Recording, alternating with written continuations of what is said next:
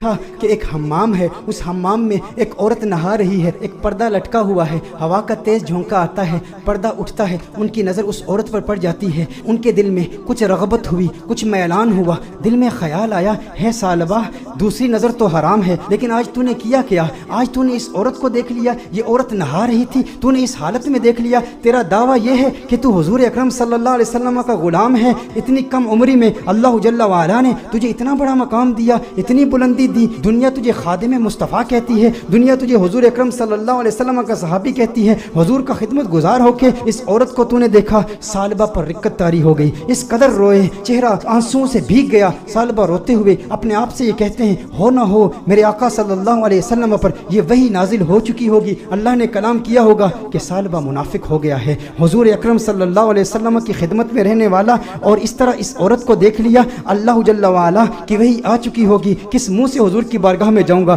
ہے ثعلبہ اب تو اس بات کا حقدار نہیں کہ تو حضور کی بارگاہ میں جائے۔ ثعلبہ رضی اللہ تعالیٰ عنہ رو رہے ہیں، ان پر رقت طاری ہے، حضور کی بارگاہ میں حاضر نہیں ہوتے، ثعلبہ کہاں جاتے ہیں؟ پہاڑ پر جا کے عبادت کرتے ہیں، اللہ کو یاد کرتے ہیں، روتے ہیں۔ اب نبی کریم صلی اللہ علیہ وسلم نے نماز پڑھائی، سلام پھیرنے کے بعد اپنے صحابہ سے حضور نے خطاب کیا، ہے صحابہ ثعلبہ کہاں ہے؟ ایک کام پر بھیجا تھا۔ صحابہ عرض کرتے ہیں، یا رسول اللہ صلی اللہ علیہ وسلم ثعلبہ تو آدھے دن کا کام تھا، ابھی تک واپس آئے نہیں، ابھی واپس پہنچے نہیں۔ نبی کریم صلی اللہ علیہ وسلم نے ارشاد فرمایا، تم جاؤ ثعلبہ کو تلاش کرو۔ ایک ہفتہ گزر گیا، ثعلبہ نہیں مل رہے، لوگ ثعلبہ رضی اللہ تعالیٰ عنہ کو تلاش کر رہے ہیں۔ دوسرا ہفتہ گزر گیا، تیسرا ہفتہ گزر گیا، میرے آقا صلی اللہ علیہ وسلم نے حضرت فاروق اعظم رضی اللہ تعالیٰ عنہ اور حضرت سلمان فارسی رضی اللہ تعالیٰ عنہ جیسے جلیل القدر صحابہ کا انتخاب کیا، کہا تم جاؤ اسے تلاش کرو۔ میرے آقا صلی اللہ علیہ وسلم نے ان صحابہ کرام علیہم رضوان کو بھیجا، اب یہ صحابہ تلاش کر رہے ہیں، 40 دن ہو گئے، گلیوں میں تلاش کر رہے ہیں، بازاروں میں تلاش کر رہے ہیں، دیہاتوں میں تلاش کر رہے ہیں۔ آخر وہ وقت آیا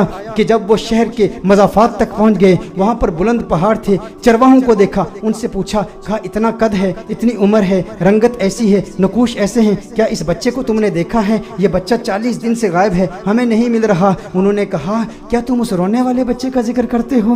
وہ جو روتا بہت ہے۔ کہا کیا مطلب؟ کہا اس رونے والے بچے کا ذکر کرتے ہو جس پر ہمیشہ رقت طاری رہتی ہے۔ کہا کیا مطلب؟ کون سا رونے والا بچہ؟ کہا جو تم نے اس کی ڈسکرپشن بیان کی ہے نا، جب ہم رات کو سوتے ہیں نا تو ان بلند پہاڑوں سے ایک بچے کی رونے کی آوازیں آتی ہیں، اس کی درد بھری آواز ہمارے سینے تک پہنچتی ہے، وہ روتا ہے اور رو رو کے اللہ کو پکارتا ہے، وہ معافیا مانگتا ہے، ہمیں پتہ نہیں اس سے ہوا کیا ہے۔ کہا وہ آپ کے پاس کب آتا ہے؟ کہا ہم چرواہے ہیں، بکریاں چراتے ہیں، کبھی کبھی آ جاتا ہے، بکریوں کا دودھ پیتا ہے اور چلا جاتا ہے۔ فاروق اعظم نے فرمایا کب آئے گا؟ کہا یہ اس کے آنے کا وقت ہے، ابھی آ ہی رہا ہوگا۔ فاروق اعظم رضی اللہ تعالیٰ عنہ، سلمان فارسی رضی اللہ تعالیٰ عنہ علیحدہ ہو کر چھپ جاتے ہیں کہ کہیں ثعلبہ ہی نہ ہو۔ دیکھتے ہیں کہ ثعلبہ آ رہا ہے، ثعلبہ آ رہا ہے تو رو رہا ہے، دودھ پیتا ہے پیالے میں، لیکن پیالے میں دودھ کے ساتھ اس کے آنسو بھی گر رہے ہیں۔ فاروق اعظم رضی اللہ تعالیٰ عنہ فوراً باہر آتے ہیں، سلمان فارسی فوراً باہر آتے ہیں، او ثعلبہ تجھے کیا ہوا ہے؟ ثعلبہ تیرا چہرہ بدل گیا، اس قدر نحیف ہو گیا، اس قدر کمزور ہو گیا۔ ثعلبہ نے فاروق اعظم کو دیکھا،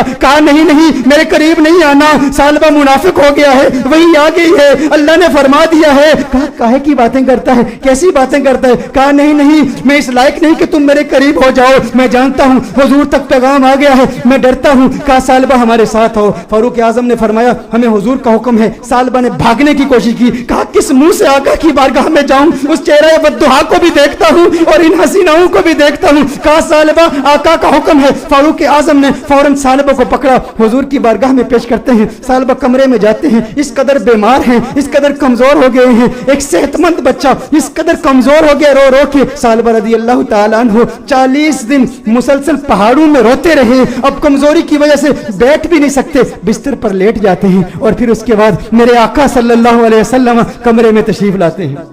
نبی کریم صلی اللہ علیہ وسلم جب کمرے میں تشریف لاتے ہیں، وہ کریم آقا ہیں، ان کی شان کریمی کے کیا کہنے، ان کی عظمتوں کے کیا کہنے۔ چہیتے ثعلبہ کو دیکھتے ہیں تو میرے آقا صلی اللہ علیہ وسلم بستر کے قریب تشریف لاتے ہیں، اس کے سر کو اٹھاتے ہیں، اپنی گود میں رکھتے ہیں۔ ارے کیا قسمت ہے اس صحابی کی۔ میں کہتا ہوں دوستو، گناہ ہو جائے لیکن گناہ کے بعد بھی شرمندگی بھی ایسی ہو، گناہ ہو جائے پھر گناہ کے بعد ندامت بھی ایسی ہو، گناہ ہو جائے لیکن گناہ کے بعد اپنے نفس کو سزا کا سلسلہ بھی ایسا ہو، اور फिर जब अल्लाह तौबा कबूल करता है ना तो फिर किस्मत उरूज पे होती है, फिर उसके मुकद्दर यूं झांकते हैं, अल्लाह ऐसा करम फरमाता है कि उसे फिर आका की गोद नसीब होती है। मेरे आका इरशाद फरमाते हैं, ऐ सालबा आंखें खोलो। सालबा आंखें खोलते हैं, कहते हैं या रसूल अल्लाह, आका मैं गुनहगार, मैं सियाकार, आका मुझे आपकी गोद मिली, मैं इस काबिल कहां आका, मुझे पता है वही आ गई है, मुझे पता है आयत आ गई है, आपको बता दिया गया है कि सालबा मुनाफिक हो गया, या रसूल अल्लाह सल्लल्लाहु अलैहि वसल्लम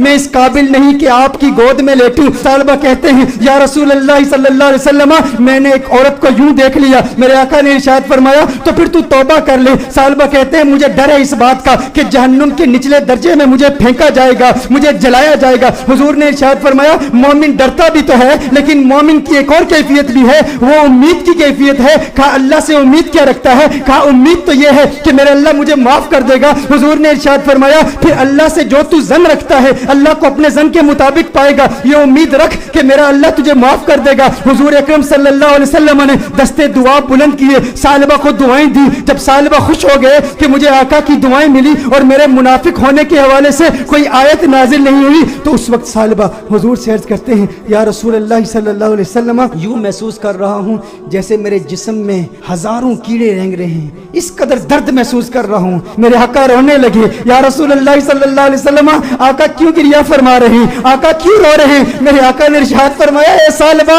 तेरी मौत का वक्त आ गया है, मलकुल मौत आ रहे हैं, तेरे जाने का वक्त आ गया है। सालबा ने देखा, अरे मुकद्दर वाला है वो जिसकी मौत आका की गोद में हो, काश यूं मौत आए मेरे हम नशी नजाका और हो जाए मंजर हंसी, काश यूं मौत आए मेरे हम नशी नजाका और हो जाए मंजर हंसी, वो उधर अपनी जुल्फे सवारा करे और इधर दम हमारा निकलता रहे। अरे कैसा किस्मत वाला है, आका की गोद में सालबा की मौत वाक़े हो गई, सालबा की रूह कफ़स-ए-उनसरी से परवाज कर गई।